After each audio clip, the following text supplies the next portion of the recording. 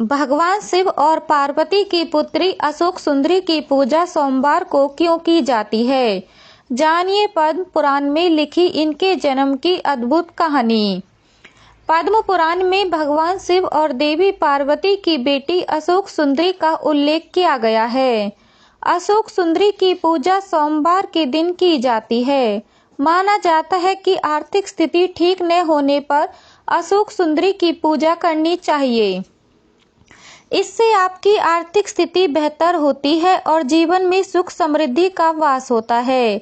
आइए जानते हैं पद्म पुराण के अनुसार महादेव और देवी पार्वती की पुत्री अशोक सुंदरी के जन्म की कहानी। आपने भगवान शिव के बारे में बहुत सी कहानियां पढ़ी और सुनी होंगी। आमतौर पर ज्यादातर कहानियों में भगवान शिव, पार्वती, कार्तिकेय और गणेश जी का उल्लेख होता है। लेकिन क्या आप जानते हैं कि भगवान शिव की पुत्री भी है? मनसा देवी के अलावा भगवान शिव की एक और पुत्री है जिनके बारे में बहुत कम लोग जानते हैं। आज हम आपको बता रहे हैं भगवान शिव की पुत्री अशोक सुंदरी के बारे में। महादेव की पुत्री अशोक सुंदरी के बारे में कहा जाता है कि सोमवार के दिन देवी अशोक सुंदरी की पूजा करने से केवल धन लाभ के योग बनते हैं, बल्कि बंद पड़े व्यापार भी फिर से शुरू हो जाते हैं। इसलिए अगर आपकी आर्थिक स्थिति अच्छी नहीं चल रही हो तो आप भगवान शिव की पुत्री अशोक सुंदरी की आराधना जरूर करें। आइए जानते हैं उनके बारे में खास बातें। कैसे हुआ महादेव और देवी पार्वती की पुत्री अशोक सुंदरी का जन्म? अशोक सुंदरी के जन्म का उल्लेख पद्म पुराण में मिलता है। इसके अनुसार एक दिन माता पार्वती भगवान शिव के साथ घूमने के लिए वन गईं। वहां पर माता पार्वती ने कल्प वृक्ष को देखा। कल्प वृक्ष के पास जाकर माता पार्वती ने अपने अकेलेपन को दूर करने के लिए एक ऐसी सखी को मांगा जिससे वह अपने मन की सारी बातें कह सके, एक माँ की तरह वात्सल्य भी दे सके।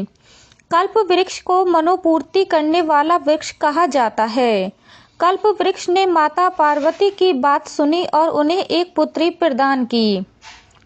पार्वती और महादेव के जीवन में इस पुत्री के आने से सारे उत्साह और अपार प्रसन्नता का संचार हुआ। देखने में ये बालिका किसी अप्सरा जैसी सुंदर थी, इसलिए इस कन्या का नाम अशोक सुंदरी रखा गया। सोमवार को महादेव की पुत्री अशोक सुंदरी की पूजा क्यों की जाती है? अशोक सुंदरी की पूजा भगवान शिव और पार्वती के साथ की जाती है।